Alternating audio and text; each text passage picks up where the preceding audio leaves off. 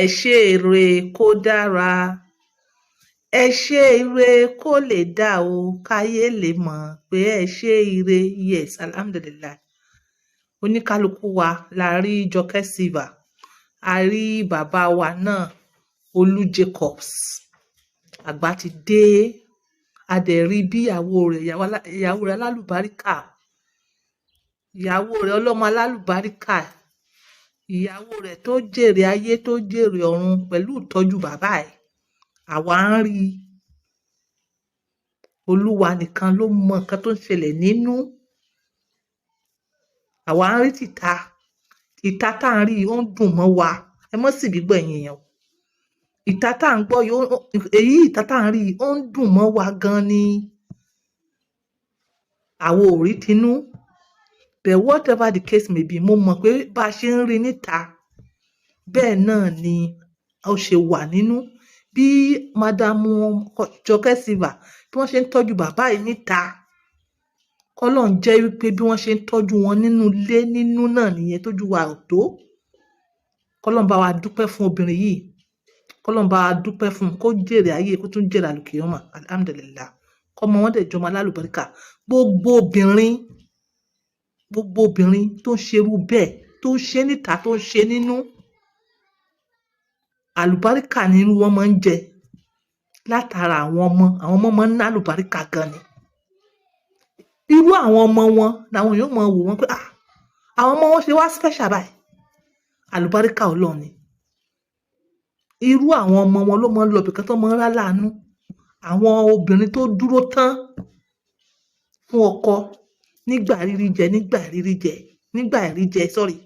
Àwọn obìnrin tó dúró tán náà ọmọ wọn máa ń ná àlùbáríkà. Àwọn obìnrin tó lóòótọ́, àmọ́ túláàsì ni pé kó jẹ́ bẹ́ẹ̀ ṣe ń ṣe níta náà lẹ́ ń ṣe nínú. Lórí ọ̀rọ̀ yìí, mo wo program kan ní orí TVC tí nọ́ọ̀sì àwọn Morayo ló anchor, Morayo and her friends, lórí program tí wọ́n pè ní Your View. Yes, mo appreciate program yẹn dáadáa. Tí wọ́n discuss pé nọ́ọ̀sì kan advice pé ẹ̀yin ọkùnrin ẹ tọ́jú ìyàwó yín lé nífà nítorí ọ̀la. Ṣé ọ̀rọ̀ yẹn ṣé lóòótọ́ ni? Ẹ tọ́jú ìyàwó yín lé nítorí ọ̀la. Ọ̀pọ̀lọpọ̀ ọkùnrin sìn, ọ̀pọ̀lọpọ̀ generation ọkùnrin sìn ni wọ́n wò pé táwọn bá tọ́jú ìyàwó jù, wọ́n á ní ìyàwó yẹn ń control wọn. Kódà ká tiẹ̀ ní ọkùnrin tó ti ọkàn rò tiẹ̀ lọ síbẹ̀ kó mọ tọ́jú ìyàwó rẹ̀, kó fẹ́ràn ìyàwó rẹ̀, wọ́n lè sọ pé ìyàwó rẹ̀ ti sọ di gbẹ̀wù dání. Wọ́n lè ní ìyàwó rẹ̀ ń control rẹ̀. Wọ́n lè sọ pé ìyàwó rẹ̀ ti lo káyámátá fún un. Ìwọ ọkùnrin tó ń gbọ́ ọ̀rọ̀ mi lénìí, ó bẹ́tà kí wọ́n ní obìnrin lo káyámátá fún ẹ, kí wọ́n ní obìnrin òun ló ń control rẹ, kí wọ́n ní obìnrin ó ti sọ ẹ́ di gbẹ̀wù dání, in as much as ó mọ̀ pé wà ní right senses ẹ, ó dẹ̀ ń lu ó ń dún, ó dẹ̀ ń rí business ẹ ṣe. Kì í ṣe torí tènífà, nítorí títọ́lá ni, nítorí ọ̀la ni. Àwọn ọkùnrin kan wà ń sìn, wọn ò rí like ta ló fẹ́ pè níyàwó, kò sí ní tó fẹ́ pè níyàwó torí pé kí ni wọ́n ti dalé, àwọn èèyàn wọ́n ti gang up, wọ́n ti dayé rú. Wọn ò jẹ́ kọ́kùnrin trust obìnrin, wọn ò jẹ́ kọ́kùnrin trust ọkùnrin. Àwọn ọkùnrin kan wọ́n wà lórí pé àwọn ò níyàwó. Tó bá dọjọ́ alẹ́ ta ló fẹ́ tọ́jú ẹ̀? Tó bá dọjọ́ alẹ́ ta ló fẹ́ tọ́jú ẹ̀? Gbogbo ẹ̀yin obìnrin tẹ́ wá dúró ní position pé ọkọ yín sẹ́yìn lénìí, ẹ dì pẹ̀lú ẹ̀ lọ́jọ́ iwájú, ẹ̀yin ò kí ń ṣọlọ́run o. Tí ìwọ bá sọ wípé wàá dì pẹ̀lú ọkùnrin ní ọjọ́ iwájú in future, tó lóò bá fẹ́ ní opportunity yẹn kọ́. Ìwọ mọ̀ pé Ọlọ́run ó bí ẹ pé ìwọ like that bad thinking. Lórí program wọn wá obìnrin kan wá pè wọlé. Obìnrin yìí ó náà jẹ́ Mrs. Yusuf láti Kétu. Ó ní ọkọ ń sick lọ́wọ́lọ́wọ́ báyìí, àmọ́ ọkọ yẹn ò fẹ́ kó ń tọ́jú òun. That is ọkọ Madam Mrs. Yusuf yẹn ó ní ọkọ ń sick, but even in a sick position kò fẹ́ kí obìnrin yìí tọ́jú òun. Okay, at that particular point tó fi sọ̀rọ̀ yẹn jáde, ìmọ̀ kan tí ó fẹ́ kí àwọn tó anchor Your View ní orí TVC, àwọn Morayo and friends yẹn, mi ò mọ̀ nǹkan tó fẹ́ kí wọ́n sọ. they are not in your house. Wọn ò mọ bẹ́ẹ̀ ṣe ń bá bọ̀. Wọn ò mọ anything tí wọ́n lè sọ. So they couldn't answer her. Wọ́n kàn brush it off. Wọ́n lọ sí the matter of the day tí wọ́n ń ṣe lọ́wọ́. Bẹ́ẹ̀ question yẹn wá wà lọ́kàn mi because obìnrin yẹn wà depressed. Ó fẹ́ kí èèyàn kan bá ń fẹnu sí i. Èmi ò wá mọ̀ o bóyá obìnrin yẹn wà lára àwọn tó ń wò mí o. Bóyá èèyàn kan dẹ̀ wá ń sìn tó yẹ pé òun náà go through same position, same situation. Tí ọkọ síkì tó fẹ́ tọ́jú ọkọ tí ọkọ ní rárá. Ọ̀rọ̀ mi lélẹ̀, and this is the way to go about it. Nǹkan méjì àbí mẹ́ta ló lè fà á kí ọkọ ní kó má tọ́jú. There's every possibilities. Mo kàn sọ mo ní there's every possibilities. Bóyá ó ti ṣèwà kan ìwọ obìnrin, ó ti wùwà kan tó jẹ́ pé ọkọ yẹn ò sọ fún ẹ, tó rí ẹ tó ń ṣe, tí ó dẹ̀ dákẹ́ tó dẹ̀ dákẹ́ tó fi jẹ́ pé mọ̀sínú mọ̀síkù òun àtẹ́lẹ̀dà rẹ̀. Kí wá ní irú ọ̀rọ̀ báyìí? Ó lè jẹ́ àlè yíyàn, ó lè jẹ́ ògùn ṣíṣe, ó lè jẹ́ èké ṣíṣe, ó lè jẹ́ pọkùnrin yẹn ti wù ẹ́ pé òun ti tọ́ funfun síta, oró wà nú ẹ. Ọkọ yẹn ti lè rí ìdí ẹ bẹ́ẹ̀, ọkọ yẹn ti lè rí pé ìwà rẹ ò dáa. Kọ́kọ́ rẹ rí pé bí abó ń ṣe síkì yìí, inú rẹ̀ ń dùn, fẹ́ fi òun ṣe yẹ̀yẹ́ ni. Kò wà comfortable pẹ̀lú ẹ nìyẹn. Or maybe ọkọ yẹn gangan ó ti wà burúkú sí ẹ níwájú tẹ́lẹ̀tẹ́lẹ̀ nígbà tó ní agbára. Ó wá wò pé òun ò wọ́ tí kí ìwọ wá dúró tì ọ́n. Pé ìwọ obìnrin alálùbáríkà ni ẹ. Ìwà tóun ti wù sí ẹ tipẹ́tipẹ́, òun ò wọ́ tiẹ̀. Kí ìwọ wá dúró tì ọ́n. Okay, ó ní ìwọ dẹ̀ ń sọ ní òṣè kankan fún un. In as much as gbogbo nǹkan tó bá wà ńbẹ̀ tí ọkùnrin yìí ní lọ́kàn tí ò lè sọ jáde fún ẹ, ìwọ business ti tiẹ̀ nìyẹn. Business ọkọ rẹ yẹn nìyẹn. In as much as ìwọ mọ nǹkan tó wà lọ́kàn ẹ, ọkàn ẹ mọ́, kìí ṣe pé bóyá bó ṣe síkì yẹn o tún wá fẹ́ dá lóró sí i.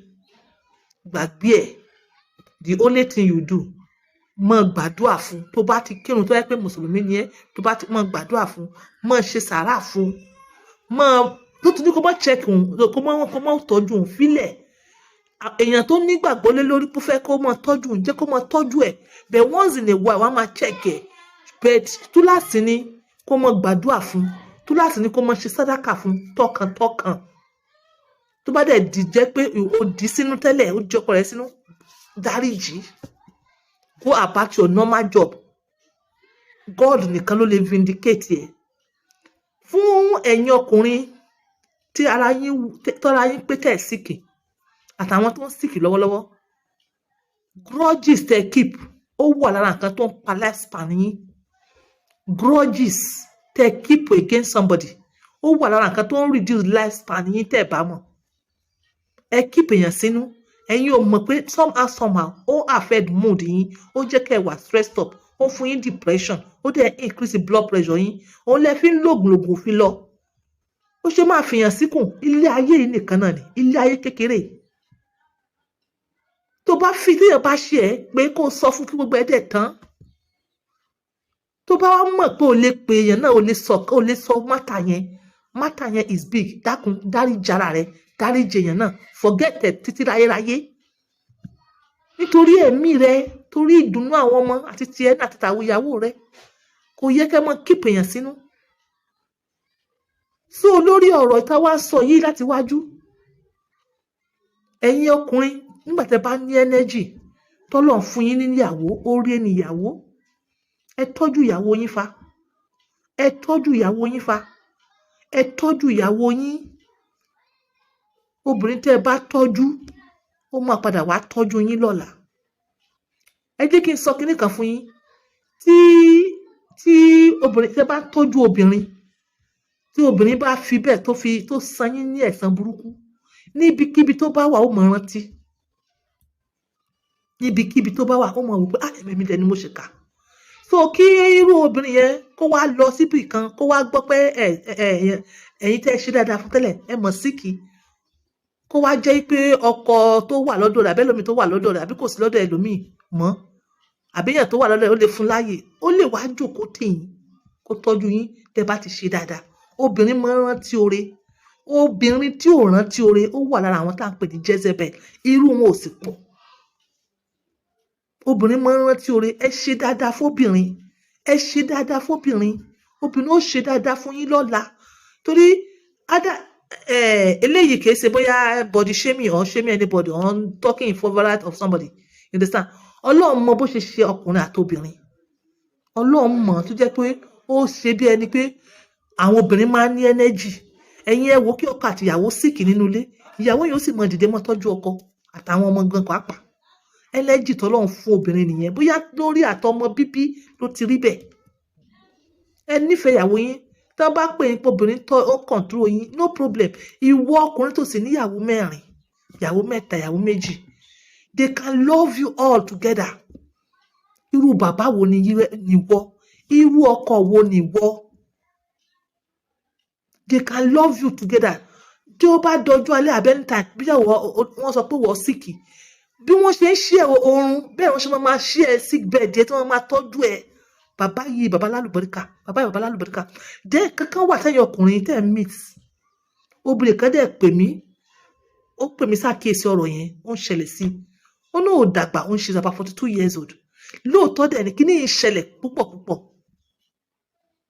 Ó ní ọkàn ní ò ní invest lé lórí. Òun need assistant ọkàn wa ní ò lè invest lé lórí, ó náà lè invest sí lé lórí. Òun ò lè òun rán lọ sílé ìwé kan àbọ̀ fún business kan, ó lóun ò lè ṣe.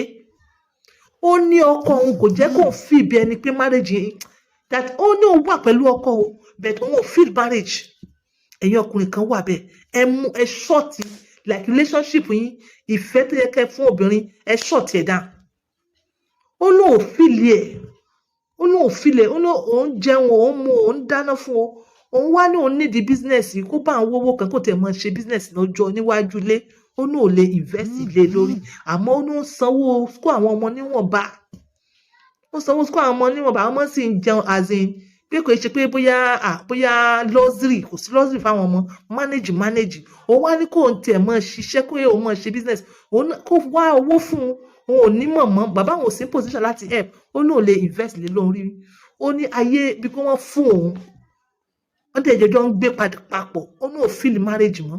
Most ọkùnrin position tẹ́ wà pẹ̀lú ìyàwó yín lélẹ̀. Tó bá wá di ọjọ́ ọ̀la tí energy break, tí ọkọ wà ní ìdìbúlẹ̀, Ọlọ́run ní jẹ́ ká àìsàn ló gbà. Ẹ máa ṣàmì ẹ̀yin ọkùnrin. Ká mọ̀la, kò sẹ́ni tó mọ̀la fọlọ́run.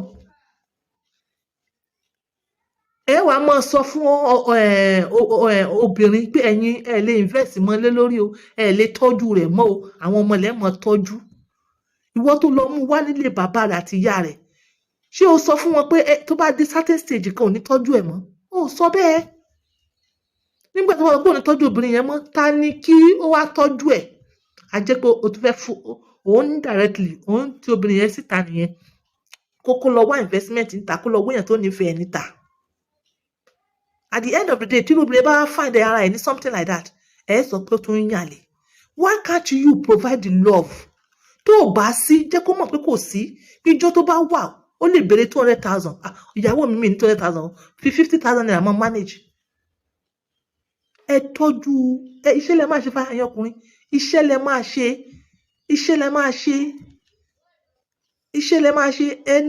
Ẹ ṣètọ́jú ìyàwó yín láti kékeré báyìí tẹ́ energy.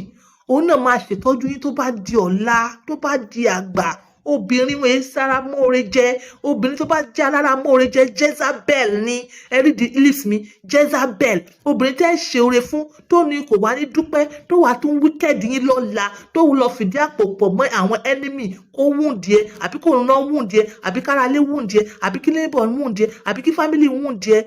Obìnrin tó ṣoore fún, I'm telling you, àwọn là ń pè ní Jezebel. Wọn ò sì pọ̀ láyé. Irú àwọn yẹn wọ́n sì náà ti bọ̀ tán. Irú àwọn yẹn kó tó di 50 years ẹ̀yin náà ẹ wo bí wọ́n ṣe rí. Irú obìnrin bẹ́ẹ̀ yẹn ò pọ̀. Báwo lo ṣe ń treat ìyàwó ẹ̀? Ìwọ tó ń wò mí. Báwo lo ṣe ń treat ìyàwó ẹ̀? Ẹ̀yin obìnrin ẹ ṣe dáadáa. ẹ ṣe dáadáa níta, obìnrin yẹn dáa níta, ó dáa, ó tọ́jú wọn, ó tọ́jú wa nínú, ó tọ́jú wọn, bẹ́ẹ̀ nínú ilé oró ni ẹ́. Irú obìnrin wo ló jẹ́? Ṣé irú obìnrin alálùbáríkà ló jẹ́ àbí Jezebel? This is On Point by 2, using my words for others. Bye for now.